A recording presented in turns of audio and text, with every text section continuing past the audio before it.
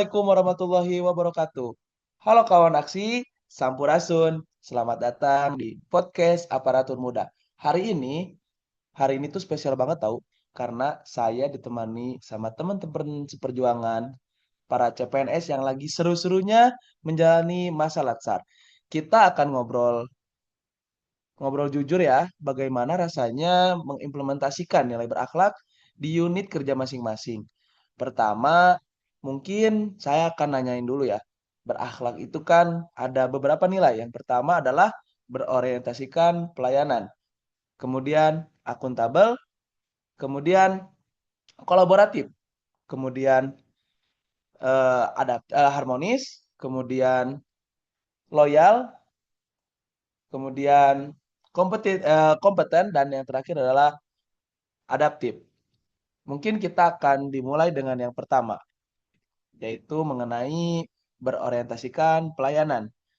Hmm, Kira-kira saya akan nanya kepada saudara saya, teman perjuangan saya, yaitu Kang Dimas. Kang Dimas,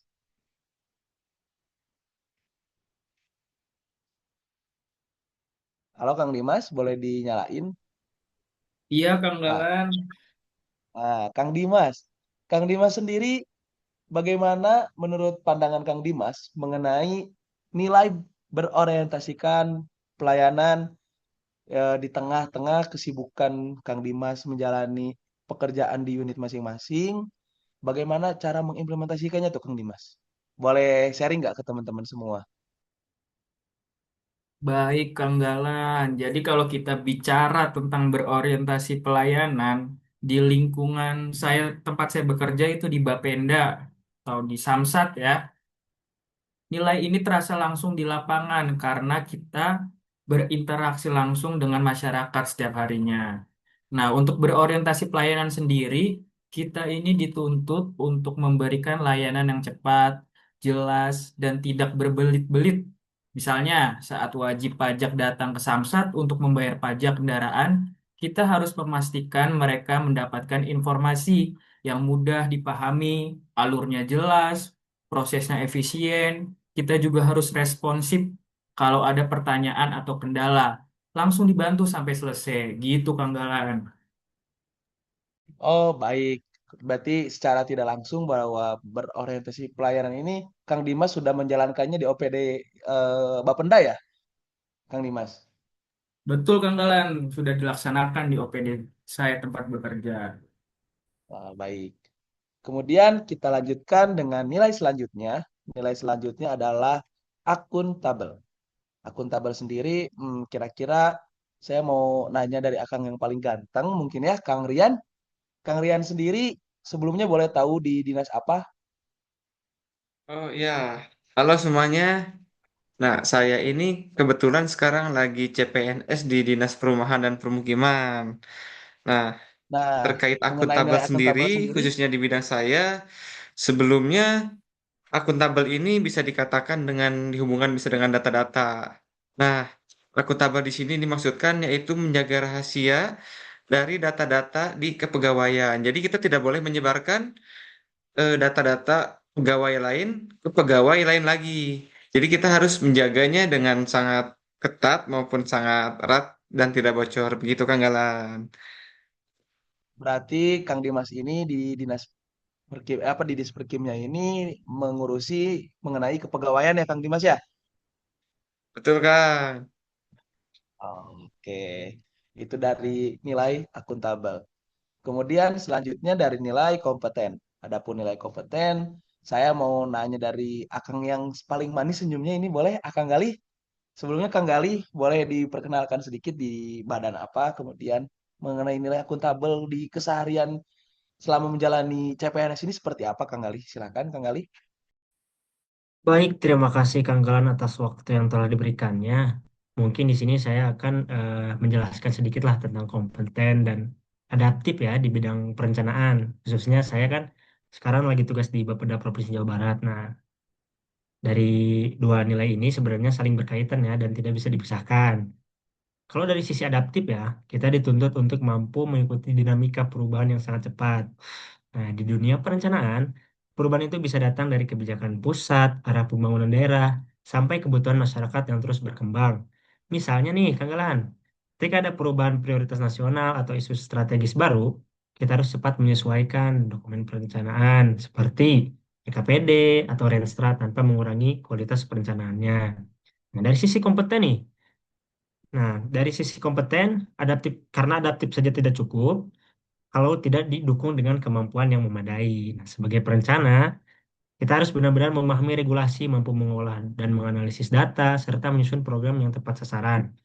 Kita juga dituntut untuk terus belajar, baik melalui pelatihan, membaca kebijakan terbaru, maupun meningkatkan kemampuan teknis seperti pengelolaan data dan penggunaan aplikasi perencanaan berbasis digital. Begitu, Kang Galan. Sedikit penjelasan dari Oh, saya. baik. Terima kasih Kang Galih. Kemudian, eh, nilai selanjutnya yaitu adalah harmonis ya. Buat nilai harmonis, mungkin karena bersinggungan langsung dengan masyarakat adalah Kang Dimas ya. Boleh mungkin Kang Dimas menjelaskan mengenai harmonis itu apa sih Kang Dimas?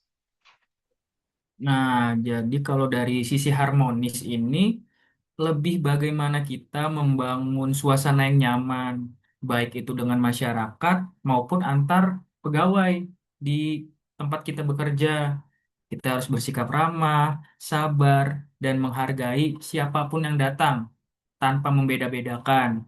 Selain itu, di internal juga kita penting untuk menjaga kerjasama tim, Kang Galan. Saling membantu, menjaga komunikasi yang baik supaya pelayanannya bisa berjalan secara lancar.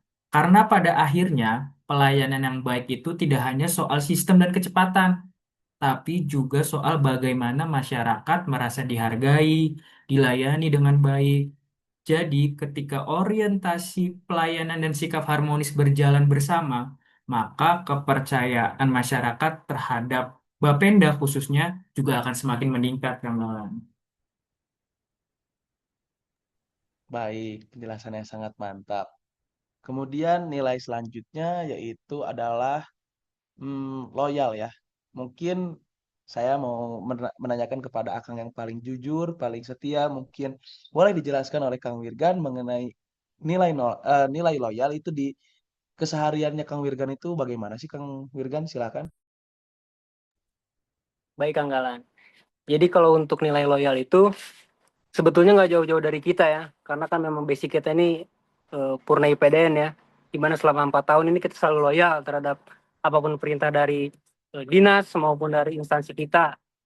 Nah, sebelumnya saya memperkenalkan diri juga, kalau saya itu CPNS di Dinas Pemberdayaan Masyarakat dan Desa Provinsi Jawa Barat. Dan kebetulan saya pun selama CPNS dipercaya untuk menjadi ajudan kepala dinas. Nah, konteks ajudan ini nggak jauh-jauh kan dari kata loyal, khususnya dalam peran sebagai ajudan pimpinan. Nah, ini punya makna yang sangat kuat dan spesifik nih. Loyal di sini bukan hanya sekedar patuh, tapi bagaimana kita menunjukkan komitmen kita dalam mendukung tugas dan tanggung jawab terhadap pimpinan. Namun sebagai ajudan juga kita harus siap mendampingi pimpinan dalam berbagai situasi nih, maupun kegiatan formal ataupun non formal. Dan juga baik itu di hari kerja maupun di luar jam kerja. Nah, artinya kita dituntut untuk sigap dan menjaga kepercayaan dan memastikan juga semua kebutuhan pimpinan itu terpenuhi. Selain itu juga kita harus bisa komunikasi baik itu antar internal dinas ataupun eksternal dinas tanpa harus menunggu perintah dari pimpinan. Jadi kita ini harus dituntut untuk inisiatif. Dan kasarnya loyal itu apa ya? Seperti apa yang disuruh itu harus kita lakukan. Tapi juga selain itu loyalitas juga kita harus bisa menjaga kerahasiaan dan juga kita harus bisa memilah antara yang positif dan negatif. Dan juga di sini integritas kita juga diuji, di mana sebagai seorang ajudan pimpinan yang tidak jauh dengan hal loyal itu banyaklah hal plus dan minusnya. Jadi mungkin segitu aja sih cerita kecil tentang nilai loyal ya. Begitu Kang Galan. Siap. Ini berarti loyal itu banyak sekali ya gitu, Ya. mencakup banyak hal gitu. Baik, terima kasih atas penjelasan mengenai loyal, Kang Wirgan. Mungkin selanjutnya kita akan mendengarkan penjelasan mengenai adaptif. Adaptif ini kan sering beriringan dengan yang namanya nilai kompeten ya. Jadi mungkin kita akan kembali lagi ke kawan kita yaitu Kang Gali ya yang tadi menjelaskan mengenai kompeten. Nah, Kang Gali boleh sih sharing apa itu adaptif, Kang Gali? Kalau adaptif sendiri ya Kang Galan, itu dalam kasarnya kita bisa menyesuaikan dengan perkembangan zaman ya. Nah, ketika kita ada suatu sistem yang terkesan baru gitu di telinga kita ataupun di kebiasaan kita, baik itu dari manual ke digital, misalnya seperti pelayanan nih, yang dulu kita harus ngumpulin berkas segala macam, tapi dengan perkembangan zaman ini, kita hanya perlu mengumpulkannya via digital ataupun aplikasi. Nah, kalau di perencanaan itu kebijakan dari pemerintah pusat kan selalu dinamis ya, kapan aja dan bisa datang kapanpun. Nah, kita sebagai seorang aparatur sipil negara, kita tuh harus siap dan bisa mengikuti arah pembangunan daerah tersebut sampai kebutuhan masyarakat pun ikut terpenuhi. Begitu, Kang Galan. Baik, berarti adaptif itu kita harus selalu siap dengan semua keadaan ya, Kang Gali ya. Betul, Kang Galan. Kita harus selalu Dan siap. keadaan itu tidak selalu baik ya. Baik buruknya itu kita harus selalu siap. Iya, betul sekali, Kang Galan. Mungkin kita masuk ke nilai terakhir ya, Akang-akang dan teman-teman semua. Adapun nilai terakhir itu kan kolaboratif ya. Mungkin mengenai kolaboratif, saya ingin dengar penjelasannya dari Akang yang paling ganteng ya, Kang Rian. Boleh dong sharing mengenai kolaboratif di bidang Akang, apalagi Akang itu kan di dalam kepegawaian ya, otomatis kolaboratif itu sangat diperlukan. Bagaimana nih nilai keseharian Kang Rian dalam menyikapi kolaboratif tersebut, Kang Rian? Ya, baik Kang Galan. Nah, betul Kang Galan. Nah, kalau misalkan di kepegawaian ini, kita ini tidak bisa berjalan sendirian. Karena ini konsepnya kita tuh mengurus mengenai kepangkatan orang, orang yang mau pensiun, mau mengajukan jabatan fungsional, dan yang lainnya. Nah, kebetulan dalam pengajuan tersebut itu terdapat persyaratan-persyaratannya, di mana kita juga harus berkoordinasi langsung dengan orang yang bersangkutan. Misalkan ada pegawai di bulan April nih yang mau naik pangkat. Kita sendiri kan yang mengajukannya, tapi kita harus koordinasi juga terkait syarat-syaratnya termasuk SKP dan yang lainnya begitu Kang Galang. Nah, selain itu juga di sini saya tidak melakukan kolaborasi secara internal saja, tapi secara eksternal. Dengan siapa? Yang pastinya dengan BKD, Badan Kepegawaian Daerah. Nah, jadi melalui pengajuan itu nantinya diajukan ke BKD untuk selanjutnya diproses dan ditindaklanjuti begitu Kang Galang. Baik, terima kasih Kang semua sudah memasuki kita di nilai terakhir ya. Mungkin saya mau ngasih suatu kesimpulan sedikit gitu ya mengenai berakhlak gitu ya, nilai-nilai berakhlak. Jadi sebenarnya nilai-nilai berakhlak ini adalah nilai-nilai core values ASN gitu ya, atau nilai dasar yang harus dimiliki sebagai seorang ASN. Ini tuh nilai-nilai tersebut kan ada beberapa nilai. Yang pertama berorientasi pelayanan, akuntabel, kompeten, harmonis, loyal, adaptif, dan kolaboratif.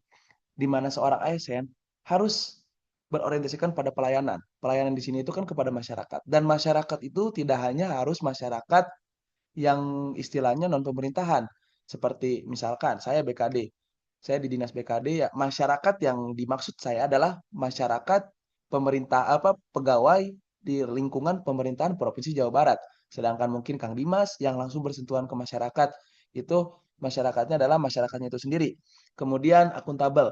Bahwasannya seorang ASN itu harus mengerti nih apa itu tupoksinya dia, apa itu yang menaungi di bidangnya dia. Dia tuh harus pandai, harus pintar, harus mengerti lah apa yang dijadikan tugasnya dia gitu. Kemudian kompeten. Kompeten sendiri juga kita juga harus ngerti gitu ya apa yang kita kerjakan, kemudian apa yang kita lakukan. Kemudian yang selanjutnya harmonis. Kita tuh sebagai ASN tuh nggak harus galak-galak ya. Kita nggak harus yang kayak tiap ada masyarakat konsultasi atau datang kita masang muka asem gitu atau muka muka muka-muka kaku dan nggak harus seperti itu karena yang namanya ASN adalah pamong praja, di mana pamong praja adalah pengayom masyarakat. Jadi ASN itu diimplementasikan sebagai pelayannya masyarakat gitu. Makanya ketika melakukan suatu pelayanan atau suatu hal di kerjaannya, seorang ASN harus harmonis, harus ramah, tamah, memberikan senyuman gitu ya. Kemudian loyal ya, loyal sendiri tadi dijelaskan oleh Kang Wirgan bahwasannya loyal itu adalah suatu kepatuhan kepada pimpinan, kepada regulasi, kepada kebijakan, tetapi ingat harus bisa dipilah mana baik buruknya, ataupun yang lebih enak didengar itu kita harus loyal tetapi tidak bersinggungan dengan aturan gitulah. Kemudian adaptif. Adapun adaptif itu kan kita itu harus selalu siap dengan suatu keadaan. Mau keadaannya baik, mau keadaannya buruk. Kita kasih contoh sekarang. Suatu kebijakan baru mengenai WFH ya, akang-akang semua, dan pemerintahan daerah atau pemerintahan provinsi langsung menindaklanjuti itu. Bagaimana nanti sistematika pekerjaannya ketika WFH, bagaimana WFH ini tidak mengganggu dari suatu nilai pekerjaannya masing-masing gitu. Jadi walaupun WFH tapi pekerjaannya selesai dengan sempurna dan baik gitu, dengan harapan WFH itu tidak mengganggu suatu pekerjaan kita masing-masing gitu ya. Itu yang namanya adaptif gitu. Dan kemudian yang terakhir adalah kolaboratif. Adapun kolaboratif itu adalah suatu nilai yang dimana kita harus bisa berkolaborasi dengan yang lain gitu. Dan kolaborasi itu datang ketika kita sudah memiliki yang namanya ilmu komunikasi, menjadi koordinasi, dan yang terakhir adalah kolaborasi kawan-kawan. Nah, mungkin itu ya yang bisa dijelaskan oleh kita selaku CPNS dan lebih tepatnya di pemerintahan Provinsi Jawa Barat, dan kita juga sedang melaksanakan Latsar CPNS di PPSDM Bandung. Kita dari kelompok 1 ya, dari kelompok 1 golongan 6 golongan 3 angkatan 6 gitu. Nah, jadi mungkin udah sampai akhir sesi ya kawan-kawan semua, dan saya juga terima kasih gitu kepada akang-akang narasumber semua, ada Kang Dimas, Kang Wirgan, Kang Galih, Kang Rian, sudah berbagi gitu pengalamannya mengenai nilai core value ASN ini gitu. Terima kasih, semoga ini bermanfaat bagi semua. Terima kasih juga untuk nantinya yang akan menonton video ini, sudah akan mendengarkan ke depannya. Sampai jumpa, mungkin kalau ada episode selanjutnya kita akan bertemu lagi. Baik, mungkin cukup sekian. Terima kasih semuanya. Assalamualaikum warahmatullahi wabarakatuh. Waalaikumsalam warahmatullahi Waalaikumsalam. wabarakatuh. Wabarakatuh.